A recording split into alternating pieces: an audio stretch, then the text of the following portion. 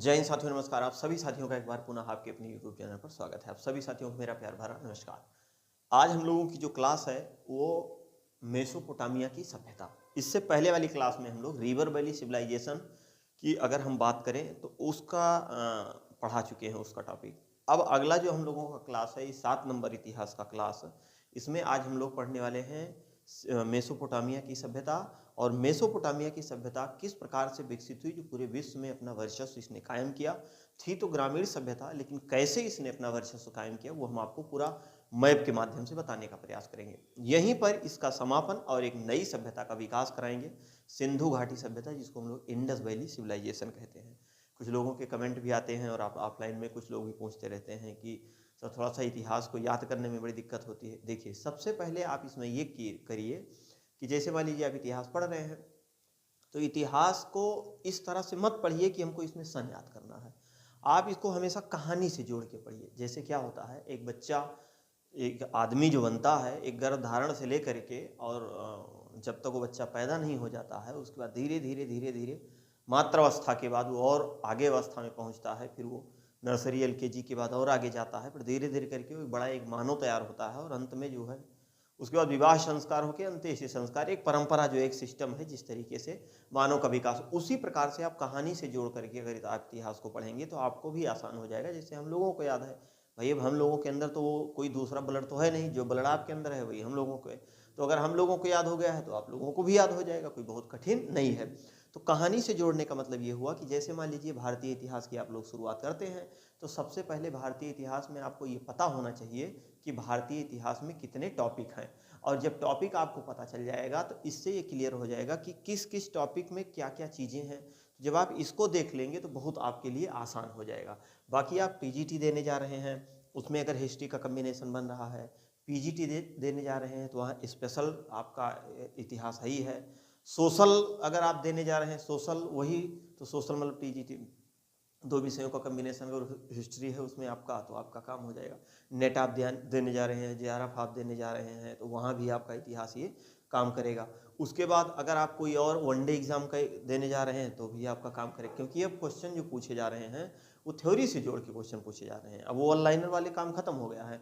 हाँ, वो ऑनलाइनर में ही है अभी भी, लेकिन उसके जो पूछने का ढंग है वो थोड़ा सा थ्योरी टाइप में हो गया है। कुछ जब तक आप व्याख्या नहीं पढ़े रहेंगे अच्छे से तब तक आप क्वेश्चन को तोड़ नहीं पाएंगे। तो सबसे पहले आप शुरुआत करिए, जो भी टॉपिक पढ़ने से पहले उसके बारे में आप थोड़ा सा जानिए, उससे पहले क्या हुआ था और उसके बाद क्या हुआ था। जैसे हम आपको बार बार बताते रहते हैं कि प्राचीन इतिहास की अगर हम लोग बात करें, टॉपिक है उस टॉपिक में क्या चल रहा है। जैसे मान लीजिए पहला टॉपिक आपने पढ़ा ऐतिहासिक रूपरेखा, तो सबसे पहले इस धरती का जो है उदय हुआ। तो जब धरती का उदय हुआ, पैंजिया आया, पैंथालासा आया, फिर उसके बाद वो टूटा, अंगारा बना, गोंडवाना बना, फिर उसके बाद 7 महाद्वीप बने, फिर महासागर बने, फिर इसके बाद इस पे जीवन संभव हुआ। तो जब इस पे कीड़े मकोड़े जीव जंतु आए तो उसमें एक बंदर आया, कपि बंदर, एप्स बंदर, जहाँ से मानव का उद्भव विकास माना जाता है।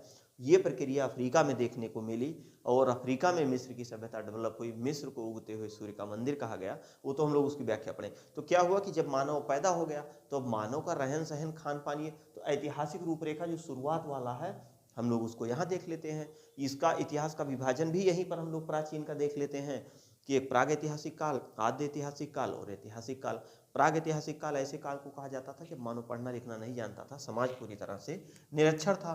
तो दूसरा जो आपका इसमें टॉपिक है, चाहे आप इसको प्राग इतिहास कहिए भी कहिए।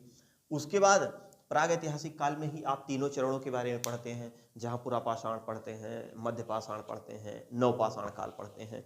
और इसी में जो है, जो पुरापाषाण काल का भाग है उसका विभाजन आपने 3 भागों में कर दिया, निम्न, मध्य और उच्च। Lower palaeolithic age, middle palaeolithic age और अपर पैलियोलिथिक एज।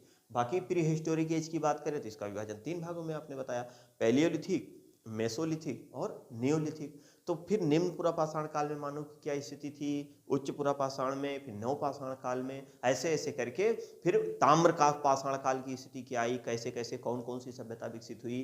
तो ताम्र पाषाण काल में जो आपकी सभ्यताएं विकसित हुई, चाहे वो कायथा की संस्कृति है, चाहे वो आहाड़ की संस्कृति है, मालवा संस्कृति है, जोरबे संस्कृति है, उसके अंतर्गत तमाम छोटे छोटे पुरास्थल पाए गए। उनका जब समय देखा गया तो वो कहीं ना कहीं सिंधु सभ्यता से भी जुड़ रहे थे। समय निकाला गया तो और बाद चले गए और इससे पहले चले गए, मतलब नवपाषाण काल के समय आसपास चले आए। इसमें आपने देखा, इसमें आपने देखा, इसके बाद आपने क्या देखा, ताम्रपाषाण काल, जिसको कैल्कोलिथिक एज कहते हैं। तो जब आप अगला देखते हैं ताम्रपाषाण काल, अब इसी नदी घाटी सभ्यता के बाद अगला आपका आता है सिंधु घाटी सभ्यता। इसको भी पढ़ा दिया अच्छे से व्याख्या करके, पूरा फिगर के माध्यम से, इसको भी पढ़ा दिया, इसको भी। ये इसकी भी क्लास बस अभी समाप्त होने वाली है, तुरंत अभी हम लोग पढ़ लेंगे, क्योंकि हम लोगों ने मिस्र की सभ्यता के बारे में पढ़ा। मिस्र को उगते हुए सूर्य का मंदिर कहा गया, मिस्र के राजाओं को फराओ या फैरो कहा गया, यहाँ के लाश को मम्मी कहा गया, पिरामिड जो है मकबरे होते थे इनके, और जो है यहाँ डेवलप सभ्यता थी। सबसे पहले ये रेगिस्तान में विकसित हुई सभ्यता, नील नदी के तट पर। नील नदी को जो है मिस्र का वरदान कहा जाता है कि कहीं ना कहीं नील नदी ने ही वरदान दिया, तब जाके मिस्र पैदा हुआ। शायद वो नदी ना होती तो इसका विकास ना होता। नील नदी दुनिया की सबसे लंबी नदी है। इसका विस्तार जो है, मतलब ये उद्गम इसका होता है क्या नाम है, विक्टोरिया झील से। विक्टोरिया झील का विस्तार 3 देशों में है, केन्या, युगांडा, तंजानिया, जो भूमध्य रेखा पे है, एकदम इक्वेटर पे है। उस ज्योग्राफी हम लोग पढ़ेंगे। उसके बाद क्या होता है कि इन सभ्यताओं के बारे में पढ़ लिया। दूसरी आपकी जो चाइना की सभ्यता थी, जहाँ के ताओ धर्म और कन्फ्यूशियस धर्म दोनों बहुत ही महत्वपूर्ण धर्म थे, जो दुनिया के सबसे प्राचीन धर्मों में माने जाते हैं। ताओ धर्म के संस्थापक लाओ त्सो हैं, कन्फ्यूशियस धर्म के संस्थापक कन्फ्यूशियस अर्थात राजा फत्से हैं। ये सब हमने आपको बता दिया। कागज का आविष्कार हो गया। देखिए, मानव के अंदर धीरे धीरे परिवर्तन हो रहा है। जब कागज का आविष्कार हुआ तो पतंग बनाया, पतंग ऊपर उड़ने लगा तो दिमाग लगाया मोटा डोर लगाएंगे, बड़ा लगाएंगे तो पैरासूट भी बन जाएगा, उसका छोटा आकार दे देंगे तो बरसात में छतरी का काम कर देगा। तो लिखने पढ़ने की कला, ये सब शुरुआत कहाँ से हुई, चाइना से हुई।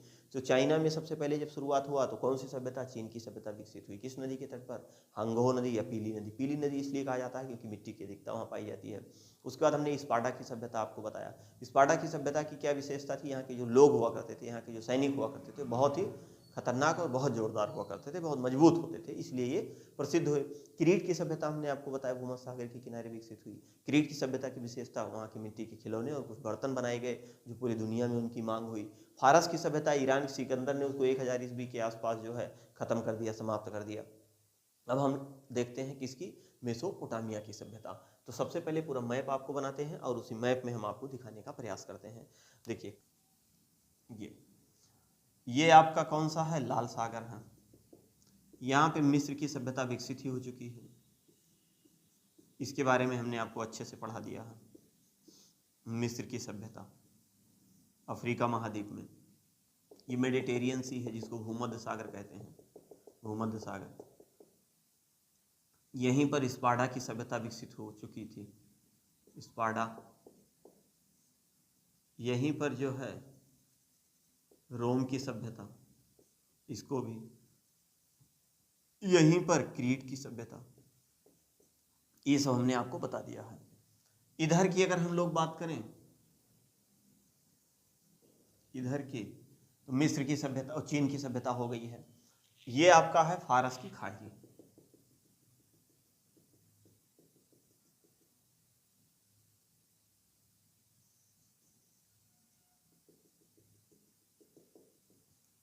फारस की खाड़ी, फारस की खाड़ी, फारस की खाड़ी, काला सागर है और यहीं पर काकेशस पर्वत है। यह है काकेशस पर्वत, काकेशस पर्वत, काकेशस पर्वत। इधर आपका काला सागर है,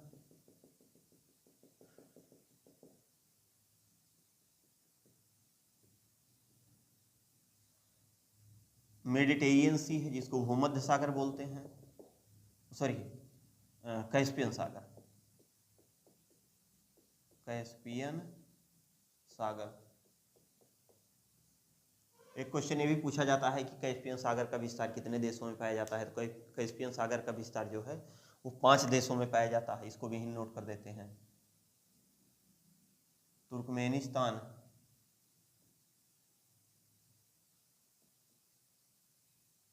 अजरबैजान,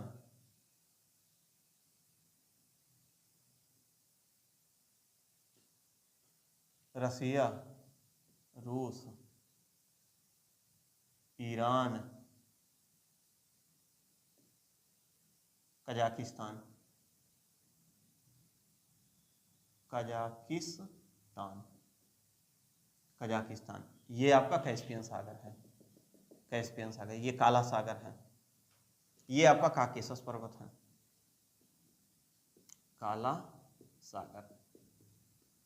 यहीं से दो नदियों का उद्गम होता है, एक दजला नदी का उद्गम होता है और एक फरात नदी का उद्गम होता है। यहीं से ये नदियां निकलती हैं और इधर से अपना बहती हुई चली आती हैं। ऐसे ही ये बहती हुई फारस की खाड़ी में आके अपना मुहाना बना देती हैं, दजला और फरात। तो दजला और फरात के मध्य में एक सभ्यता विकसित हुई, जिस सभ्यता को क्या कहा गया, मेसोपोटामिया की सभ्यता। मेसोपोटामिया का शाब्दिक अर्थ ही होता है अत्यधिक उपजाऊ भूमि। क्या होता है? अत्यधिक उपजाऊ भूमि।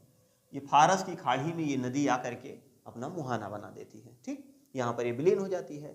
तो जब ये यहाँ पे एक सभ्यता विकसित हुई, इसका क्या नाम था? मेसोपोटामिया की सभ्यता, मेसोपोटामिया की सभ्यता, मेसोपोटामिया की सभ्यता, मेसोपोटामिया की सभ्यता। मेसोपोटामिया मतलब मेसो का अर्थ ही होता है अत्यधिक उपजाऊ भूमि। यह सभ्यता जो है दोआब क्षेत्र में विकसित हुई। कहाँ विकसित हुई? दोआब क्षेत्र में। इसका जो विकास हुआ, विकास वो दोआब क्षेत्र में हुआ। अत्यधिक उपजाऊ भूमि, दो आब, दो नदियों का बहाव क्षेत्र, दोआब क्षेत्र, दोआब क्षेत्र। अरे दो मतलब एक नदी ये हो गई, एक नदी ये हो गई, इसके बहाव को आब कहते हैं, तो दोआब क्षेत्र, दोआब क्षेत्र। या हम लोग इसको कह सकते हैं अत्यधिक उपजाऊ भूमि, अत्यधिक उपजाऊ भूमि, अत्यधिक उपजाऊ भूमि। चाहे आप इसको दोआब क्षेत्र कहिए और चाहे इसको आप अत्यधिक उपजाऊ भूमि कहिए। मेसोपोटामिया का शाब्दिक अर्थ ही होता है अत्यधिक उपजाऊ भूमि या दोआब क्षेत्र।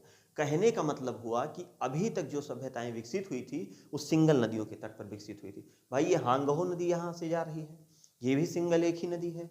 ये आपकी इधर से नील नदी जा रही थी, यहाँ मिस्र की सभ्यता डेवलप हुई थी। बाकी ये सब जो है भूमध्य सागर के किनारे। लेकिन ये एक ऐसी सभ्यता विकसित हुई जो दो नदियों के बीच में विकसित हुई। देखिए इसका फायदा क्या होता है, इसके पानी की वजह से यहाँ तक विस्तार हो गया, इसके पानी की वजह से यहाँ तक विस्तार हो गया, तो कहीं ना कहीं ये क्षेत्र थोड़ा सा ज़्यादा उपजाऊ हो गया। प्लस जानवर चारागाह वगैरह यहाँ बहुत ज़बरदस्त तरीके से हो जाते हैं। तो यहाँ के लोगों में ये व्यवस्था स्थापित हो गई कि कृषि कार्य करने की प्रक्रिया बहुत ज़बरदस्त तरीके से हो गई।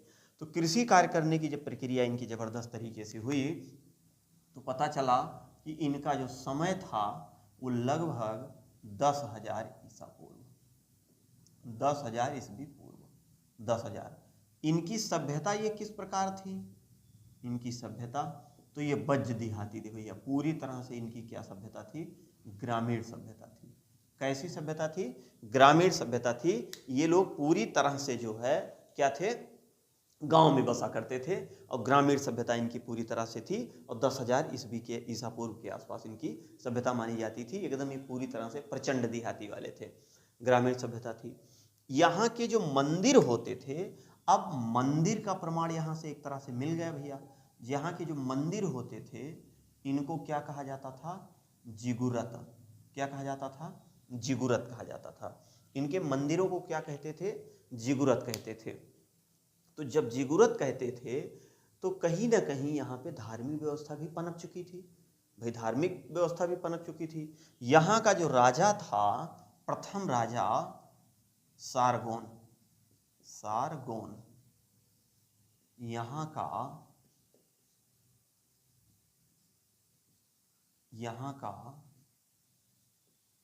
प्रथम राजा माना जाता है, राजा माना जाता है, प्रथम राजा माना जाता है।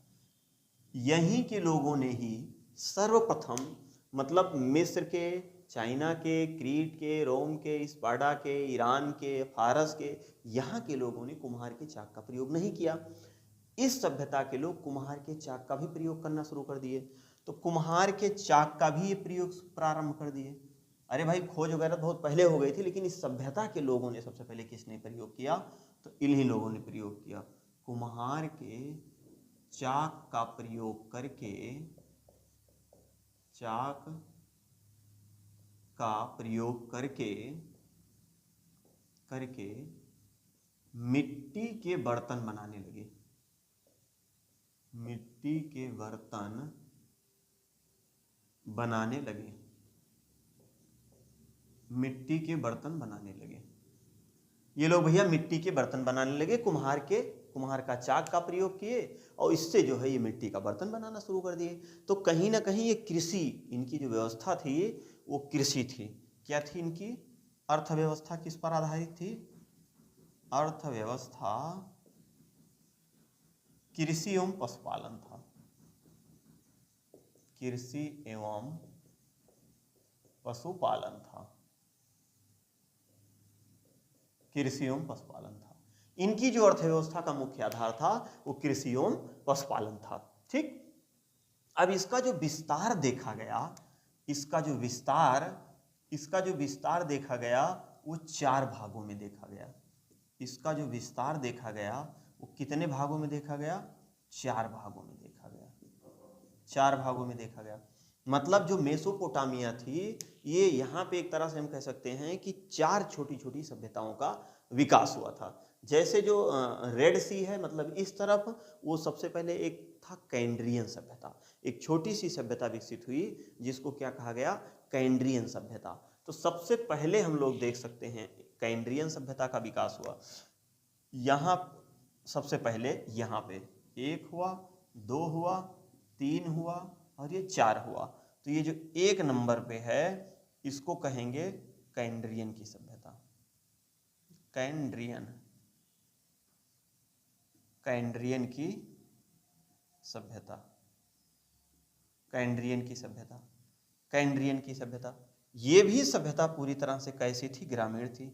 ये मेसोपोटामिया के ही अंतर्गत आ रही है, ये अलग से कोई सभ्यता नहीं है। उसी मेसोपोटामिया का ही विभाजन जो है वो 4 भागों में किया गया है। 2 नंबर पे असीरिया की सभ्यता विकसित हुई। असीरिया की सभ्यता।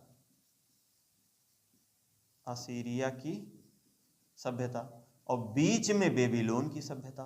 3 नंबर पे ये बेबीलोन की सभ्यता। ये 3 नंबर पे यहाँ बेबीलोन की सभ्यता। बेबीलोन की सभ्यता। और 4 नंबर पे जो विकसित हुई सुमेरियन सभ्यता।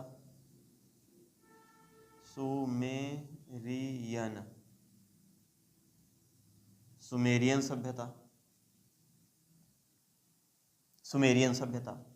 ये सभ्यता पूरी तरह से, सब जितनी भी थी सब पूरी तरह से प्रचंड देहाती थी। ठीक, इन लोगों का विस्तार यहाँ पे हुआ। तो कहीं ना कहीं जो है यहाँ के जो लोग थे, यहाँ के ये जो लोग थे, ये जो नदी के किनारे विकसित हुई वो दजला और फरात नदी थी। कौन कौन नदी थी? एक दजला नदी थी, दजला नदी, और दूसरी जो है वो फरात नदी है। कौन सी है? फरात नदी। अब जो है इसके वर्तमान नाम क्या क्या है? आजकल इसके वर्तमान नाम क्या है? तो इसको याद करने का बहुत साधारण सा तरीका है जो कि इन्हीं शब्दों में है, अलग से आपको कहीं पढ़ने की जरूरत नहीं है। देखिए, ये है आपकी दजला, ये है आपकी फरात। इसकी शुरुआत कितने से हो रही है? दा से हो रही है। कितने से हो रही है? दा से हो रही है। तो इसका जो वर्तमान नाम है दजला का, वर्तमान नाम, इसका वर्तमान नाम है टिग्रिस। देख, अब आप देख रहे हैं ये जो टा है और ये दा है, इसको आप समझिए, याद करने का ट्रिक। ठीक, जैसे ये दा है, अगर नीचे से ये सिर रेखा हटा दें तो ये टा दिखने लगेगा। क्या दिखने लगेगा? टा दिखने लगेगा। जैसे ये आपका क्या है? टा है। इसी को हम ऐसे जोड़ के यहाँ नोट कर देते हैं तो ये क्या हो जाएगा? दा हो जाएगा। तो ट द मतलब पहला जो वर्ण है, पहला वर्ण टिग्रिस और इधर दजला, टिग्रिस दजला। तो इस ट्रिक से हम लोग याद कर लिए कि ये जो दजला नदी है इसका वर्तमान नाम क्या है? टिग्रिस। टिग्रिस टिग्रिस कहने का मतलब ये हुआ टिग्रिस का प्राचीन नाम क्या है? प्राचीन नाम तो इसका नाम है दजला। दजला नदी, दजला नदी। अब उसी प्रकार हम लोग फरात नदी को भी देख लेते हैं। तो दो नाम यहाँ पे जबरदस्त तरीके से मिलते हैं, एक यूक्रेटस मिलता है और एक फरात मिलता है। क्या मिलता है? यूक्रेटस और फरात। तो जो दूसरी नदी है यूक्रेटस है, यूक्रेटस नदी। लोगों को याद करने में बड़ा कंफ्यूजन होता है कि टिग्रिस किसका है, यूक्रेटस किसका है। लोग याद तो कर लेते हैं कि दजला और फरात नदी का जो वर्तमान नाम है वो टिग्रिस और यूक्रेटस है, ये एकदम क्लियर है। लेकिन ये नहीं सेट हो पाता है कि यूक्रेटस फरात का है कि यूक्रेटस दजला का है, या टिग्रिस दजला का है या फरात किसका है। ये कंफ्यूजन थोड़ा सा कहीं ना कहीं बना रहता है लोगों के अंदर। तो हमने इस ट्रिक से आपको बता दिया कि द टा हटा देंगे, ये टा बन जाएगा और एक बिंदी कर देंगे तो दा हो जाएगा। तो दजला को ये हटा देंगे तो टिग्रिस हो जाएगा और इसमें जोड़ देंगे तो ये दजला हो जाएगा। तो इस ट्रिक से हमने इसको बता दिया कि टिग्रिस और यूक्रेटस नदी के बीच इस सभ्यता का विकास हुआ। कहने का मतलब यूक्रेटस का भी आप यहाँ क्या लिख सकते हैं? प्राचीन नाम। इसका प्राचीन नाम क्या लिखेंगे? फरात नदी। क्या लिखेंगे? फरात नदी। प्राचीन नाम इसका क्या है? फरात नदी। तो इस प्रकार आप लोगों ने देखा कि ये सभ्यता पूरी तरह से जो है क्या थी? ग्रामीण, एकदम प्रचंड देहाती, 10,000 ईसा पूर्व के आसपास समय माना जाता है। इसका विकास दोआब क्षेत्र में है। और ये किस महाद्वीप में विकसित हुई? तो एशिया महाद्वीप में विकसित हुई। दोआब में विकसित होने वाली सिंधु घाटी सभ्यता के बाद, मतलब इससे पहले ये आपकी कौन सी है? मेसोपोटामिया की सभ्यता। तो आप यहाँ एक लाइन लिख सकते हैं कि दोआब में विकसित होने वाली, दोआब में विकसित होने वाली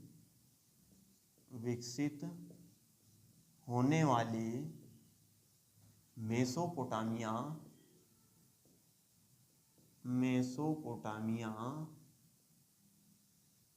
की सभ्यता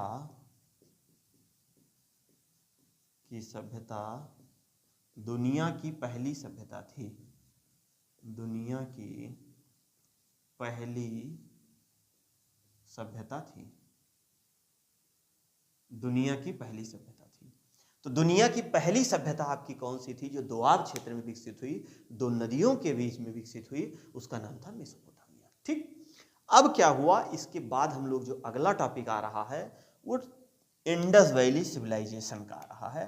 यहां पे हम लोग पढ़ेंगे सिंधु घाटी सभ्यता। ये यहां क्या पढ़ेंगे? सिंधु घाटी सभ्यता। सिंधु घाटी सभ्यता की अगर हम लोग बात करें तो ये सभ्यता जो थी वो एक नगरीय सभ्यता थी। ये ग्रामीण सभ्यता थी लेकिन ये नगरीय सभ्यता थी।